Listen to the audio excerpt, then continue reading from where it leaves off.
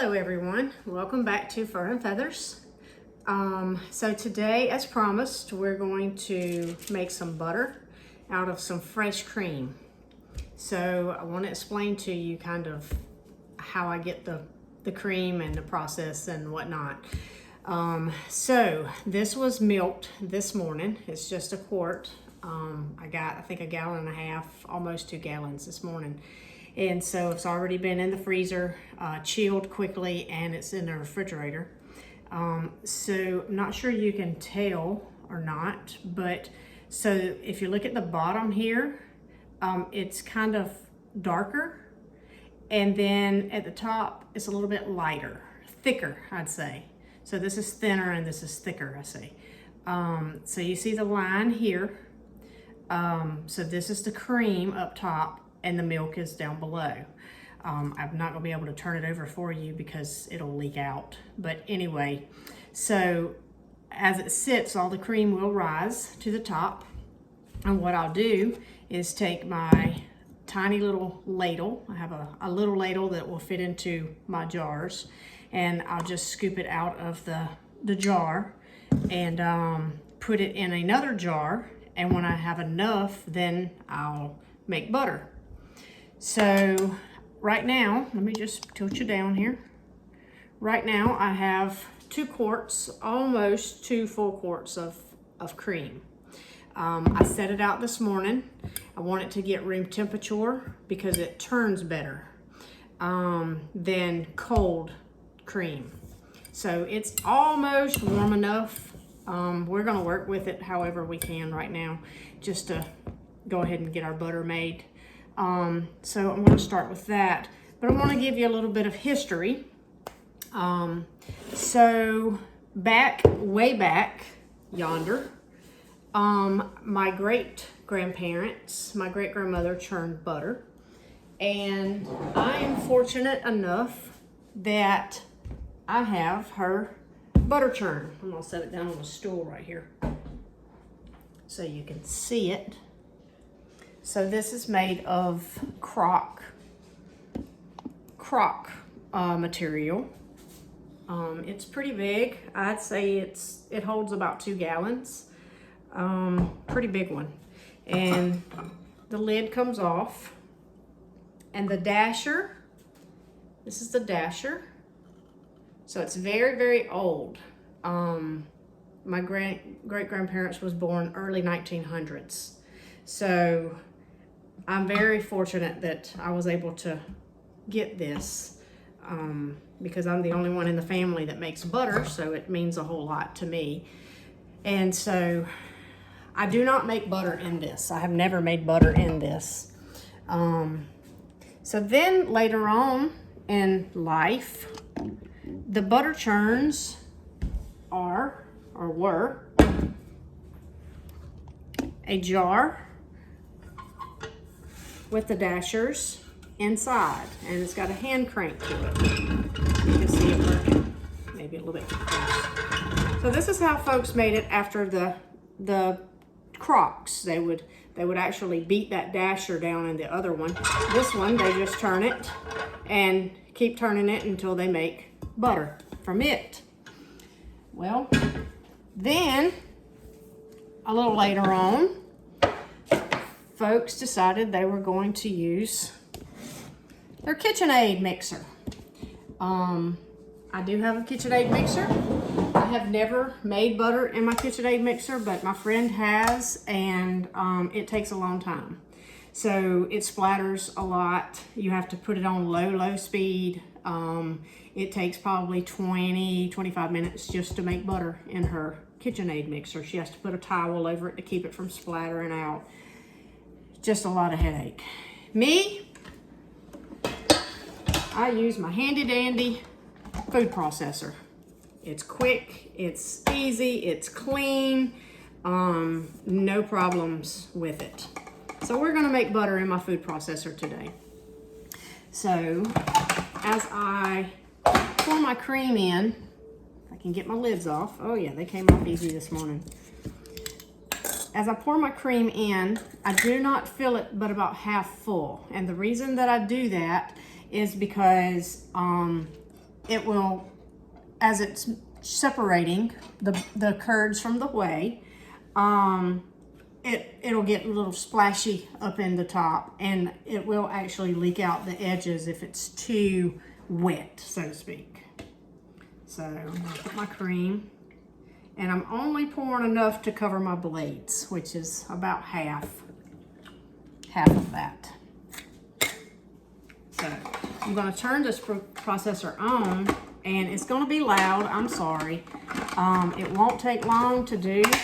So I want you to kind of watch it so you see where it starts off. And if you'll just watch it, it'll go up, and then it'll come back down, and then you'll see it separate, it'll come back up. So as it's churning, and I'll probably stop it intermittently, just to make sure that it is going like it's supposed to go. So anyway, let's turn this thing on.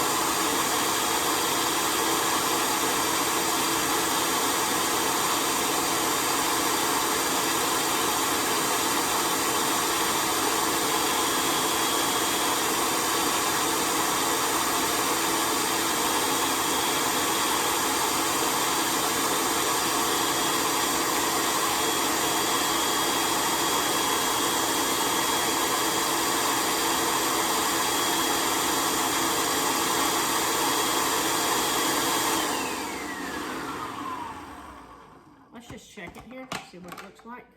It's getting into the whipped cream, the heavy whipping cream, so to speak. Let's try it again a little bit longer.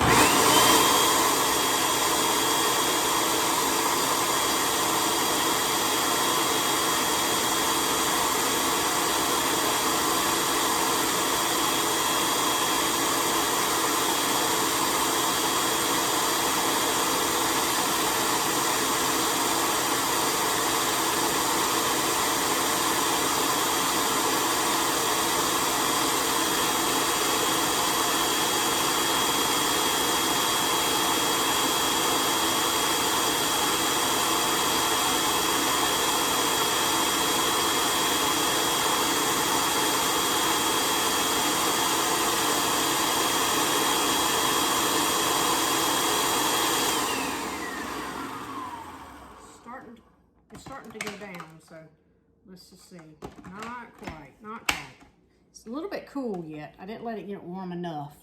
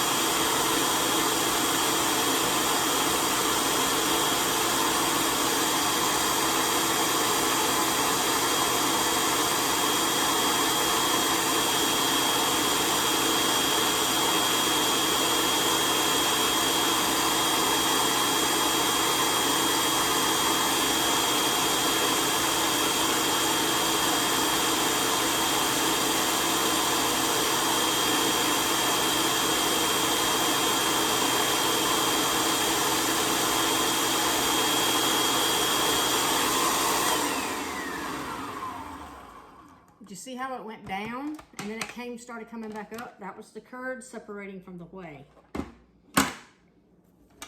There's a nursery rhyme about that. I'll let y'all figure that out. See the curds? Butter curds. Isn't that beautiful? All right, now I'm gonna bring you over here. And I'm gonna show you what I do with it afterwards. because you got your whey in there, which is your liquid, and your curds, and you want to separate them. Get you down here so I can actually show you what happens.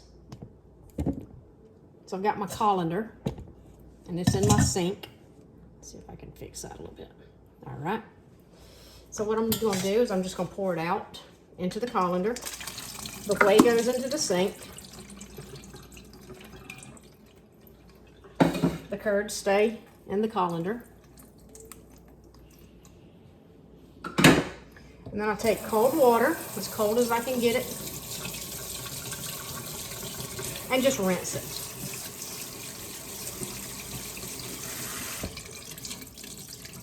I don't completely wash it. I just rinse it, just enough to get the butter off of it, the buttermilk.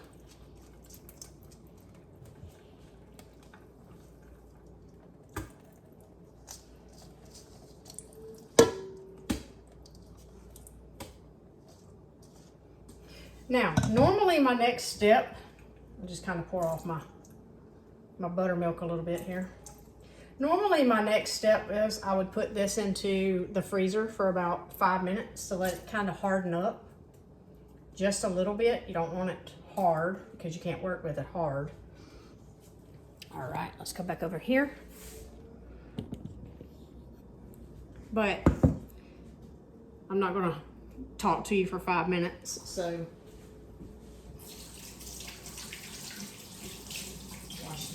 wash this a little bit off my hands. I want to talk to you a little bit about my butter molds. So I have 2 butter molds.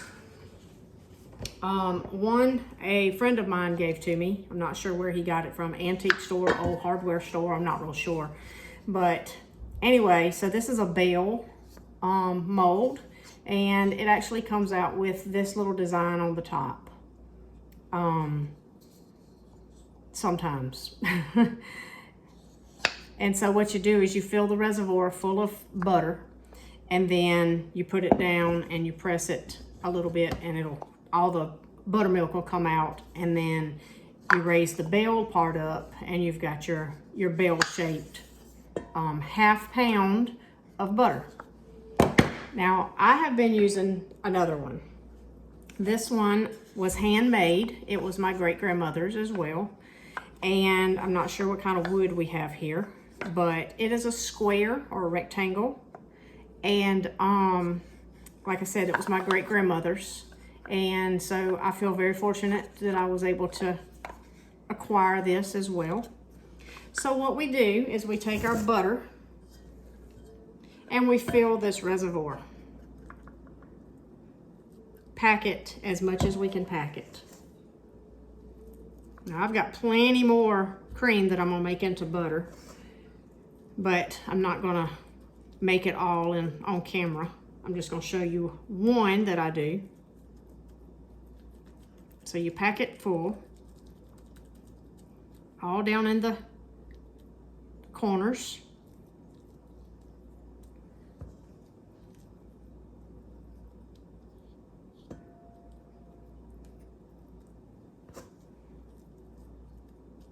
Just like this.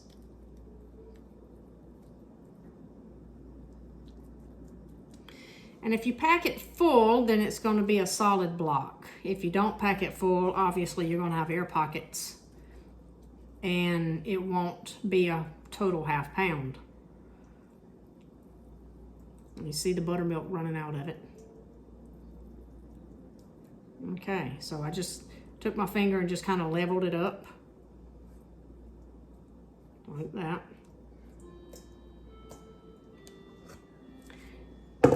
Now I take a cookie sheet, just a metal pan cookie sheet, and I line it with wax paper. And so what I do here is put it down on my cookie sheet. I'll get it close to you so you can kind of see. And I just lightly press on this knob, and that just kind of compacts my butter inside. And then I just pick up my box. It's pretty clean inside. and I wiggle this, and only a little bit of butter sticks. After you make it once, it's got a little bit of butter lined on it, and it won't stick after the first block. So there's my pretty little half-pound block of butter. Now what I do is take my cookie sheet. Once I've filled it up with all of my butter, I take my cookie sheet and I stick it in the freezer for, I don't know, an hour, 2 hours, a day, however long. I actually kind of forget about it, and then when I remember it, I'll go out to the freezer and get it out. It'll be solid, hard, and so individually, I'll stick it in Ziploc bags, and it'll save in the freezer for, I don't know, up to a year, maybe 2 years. I'm not sure. I've never had it in the freezer that long. Now, I'm going to give you a little bit of advice. So I do not salt my butter.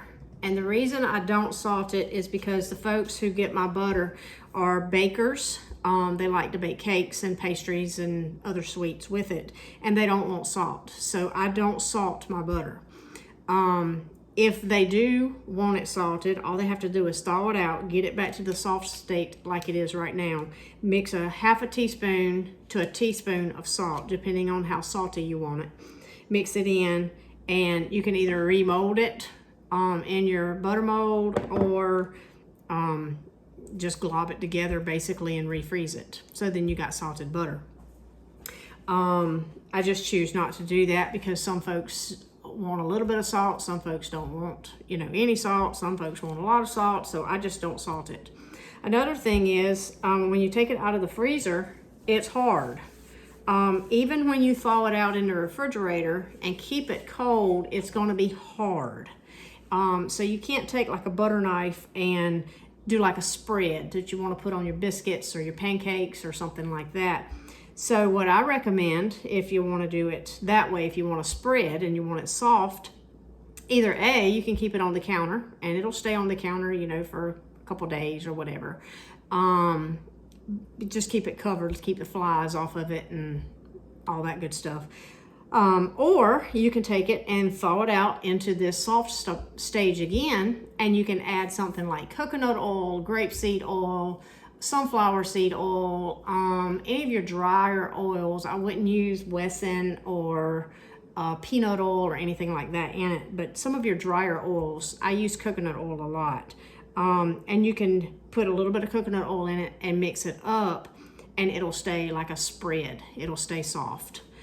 Even in the refrigerator, it'll stay soft if you add enough oil ratio to your butter ratio. And I'm not real sure what that is, because I just leave mine hard like this. Now, if you do not have fresh milk with the cream that rises and you collect your cream, a little hint to you, you can actually go to the grocery store and buy heavy whipping cream. Yep, heavy whipping cream. So you can buy them in little cartons, and take your heavy whipping cream. If you have kids, this is a really fun project for them to make butter, young and old.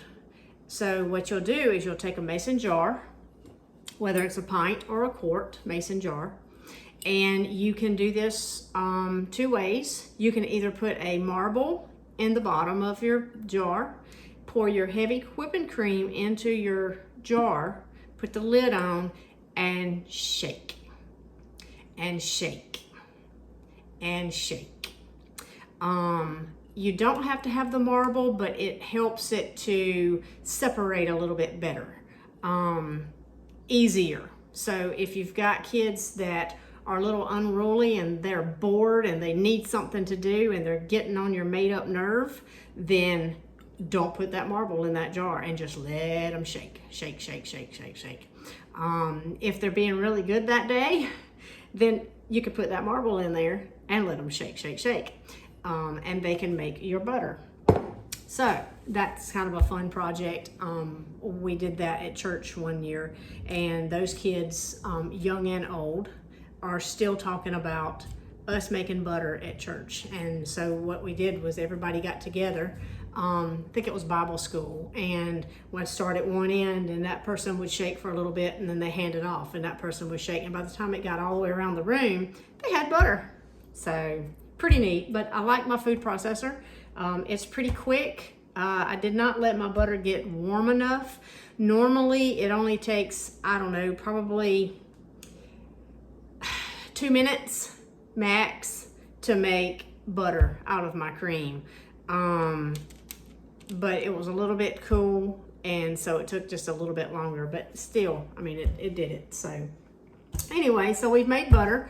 If you want to try that, either way, whether you want to try the crock and beat the dasher, or you want to try the one that you turn with the dasher, or your mixer, KitchenAid mixer, or food processor, or just a jar. There's lots of opportunities out there, and you don't have to have fresh raw milk. You can get the carton of heavy whipping cream and do the exact same thing. So, all right, I'm gonna finish making my butter, and I hope you enjoyed this, and I hope you learned something. And if you like what you're seeing, if you can hit the thumbs up at the bottom or the subscribe. I know the subscribe, if I add a new video, then when I get a new one, it'll pop up for you to watch. And the thumbs up, I'm not sure. Just know that those are options. So anyway, y'all have a great day, and I'm gonna continue to make my butter. Thank you.